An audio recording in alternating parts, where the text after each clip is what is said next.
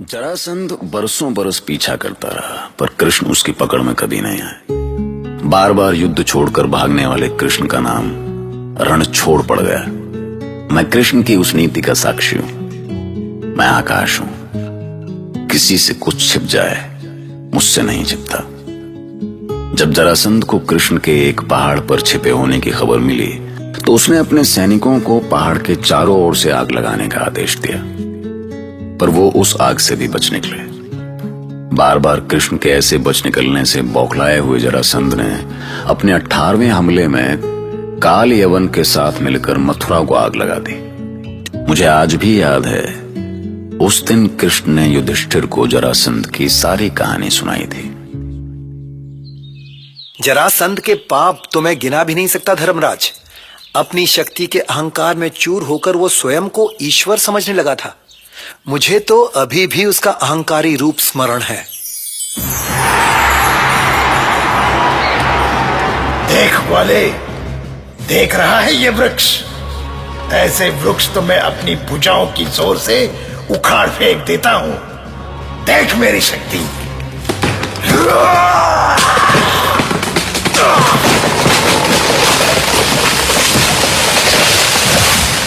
देखा दाऊ, ये जरासंध तो बिल्कुल पागल हाथी जैसा हो गया है। ये शक्ति नहीं कृष्ण, उन्माद है इसका। मैं इसे क्षण भर में शांत कर दूंगा। ग्वाले, दूध पीता बालक है तू। तेरी बुद्धि अभी इतनी नहीं हुई कि तू महाबली जरासंध को धर्म का पाठ सिखाए। तू कुछ सीखने योग्य है भी नहीं जरासंध। अब तो तेरे पाप तेरे मृत्यु के साथ ही जाएंगे। सपने देख रहा है तू ग्वाले। मैं तेरे जैसे तुच्छ बालक से युद्ध नहीं करता। चल भाग, भाग यहां से।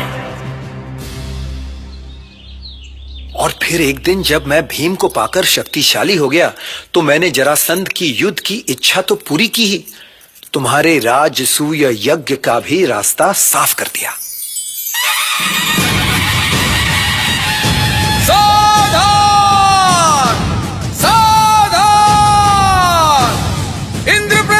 राजसूय यज्ञ में पधारे सभी ऋषि महर्षि राजा और महाराजाओं का स्वागत करने चक्रवर्ती सम्राट ज्येष्ठ पांडु पुत्र महाराज युधिष्ठिर पधार रहे हैं। महाराज युधिष्ठिर की, महाराज युधिष्ठिर की।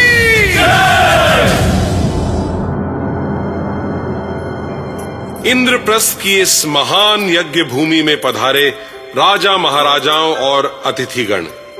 परंपरा के अनुसार यज्ञ के आरंभ होने के पूर्व मैं पांडुपुत्र युधिष्ठिर अतिथियों में सबसे प्रतिष्ठित वासुदेव श्री कृष्ण को अग्र पूजा के लिए आमंत्रित करता हूँ।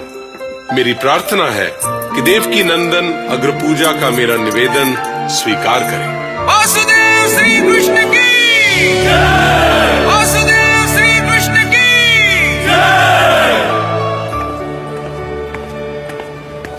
भैया युधिष्ठिर, वासुदेव के चरण पखारने के लिए मैं जल लाया हूँ। हाँ सहदेव, मुझे दो ये जल। अरे ये क्या धर्मराज, आप मुझसे बड़े हैं, चरण तो मुझे आपके धोने चाहिए। बड़प्पन जन्म से नहीं कर्म से होता है केशव। आप मुझे अपने चरण पखारने दें। देखा महाराज शाल, भ्राता रुक्मी, आप भी देख रहे हैं ना? ये युधिष्ठिर बिल्कुल पागल हो गया है। उस कुटिल कृष्ण के चरण धो रहा है। ये ठीक नहीं हो रहा शिशुपाल। मैं इसका विरोध करने वाला था, पर किसी ने मेरा साथ नहीं दिया, इसीलिए यहाँ किनारे आकर बैठा हूँ। मैं आपके साथ हूँ महाराज शाल्व। मैं ये अधर्म नहीं होने दूंगा। यदि पांडव नहीं माने तो मैं इस यज्ञ मंडप में ही आग लगा दूंगा। आक्रोश में अनर्थ मत करो शिशुपाल। यहाँ सभी राजा कृष्ण और पांडव के पक्ष में हैं। हमारा विरोध हम पे ही भारी पड़ेगा। नहीं महाराज शाल्व, मैं पांडवों को बताऊंगा कि वो जिस कृष्ण की पूजा कर रहे हैं वो कितना बड़ा खिलाड़ी है, सत्ता का लोभी है। अरे छलिया है वो ग्वाला। ठीक है, पर परवर नहीं महाराज, देखिए, मगधपति जरासंध का पुत्र सहदेव और रुक्मी भी हमारे साथ है। हम सब मिलकर ये सब रोक सकते हैं। कृष्ण को रोकना इतना आसान नहीं है महाराज शिशुपाल। मायावी है वो। मुझे याद है कि कैसे बिना एक बार मिले ही उसने मेरी बहन रुक्मिणी को अपनी माया में फंसा लिया। मैं उस अधर्मी जरासंध से कभी विवाह नहीं करूंगी शैव्या। और चेदी का वो राजकुमार शिशुपाल, उसे तो मैं देखना तक नहीं चाहती। इस स्वयंवर का कोई अर्थ ही नहीं है। तो क्या करोगी रुक्मिणी? कृष्ण से कैसे विवाह करोगी? वो तुमसे विवाह करने के लिए स्वयं चलकर तो तुम्हारे पास नहीं आएंगे ना? आएंगे शैव्या, मेरा मन कह रहा है कि वो आएंगे। ये तो मैं भी जानती हूँ रुक्मिणी कि वो आएंगे, पर तुम्हारे साथ विवाह रचाने के लिए नहीं, इस अधर्म को रोकने के लिए आएंगे। यदि शिशुपाल और जरासंध को रोकना उनका धर्म है, तो मुझसे विवाह करना भी उनका धर्म है।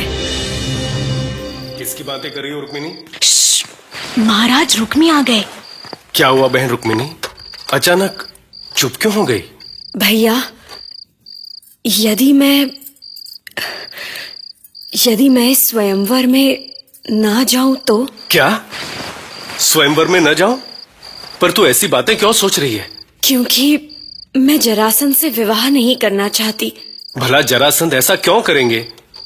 और तेरा विवाह महाराज जरासंध से नहीं हो रहा। स्वयं महाराज जरासंध ने मुझसे कहा है कि तेरा विवाह शिशुपाल के साथ होगा, और मैं उनकी बात कैसे टाल सकता हूँ? उनकी वजह से ही तो ये मेरी सत्ता सुरक्षित है। तो तुम मुझे अपनी सत्ता का साधन समझ रहे हो भैया? और बस कृष्ण ने रुक्मिणी का हरण किया और मुझे युद्ध के लिए ललकारने लगा। महाराज शिशुपाल, इसीलिए कहता हूँ कि कृष्ण को अपमानित करने से पहले 100 बार सोचना। रुक्मी, तुम तो इस कृष्ण से तब भी डर गए थे और अब भी डरे हुए हो, पर कोई मेरा साथ दे ना दे, मैं कृष्ण की पूजा नहीं होने दूंगा। आइए वासुदेव, सिंहासन पर बैठकर हमें आपकी चरण पूजा करने का सम्मान दीजिए।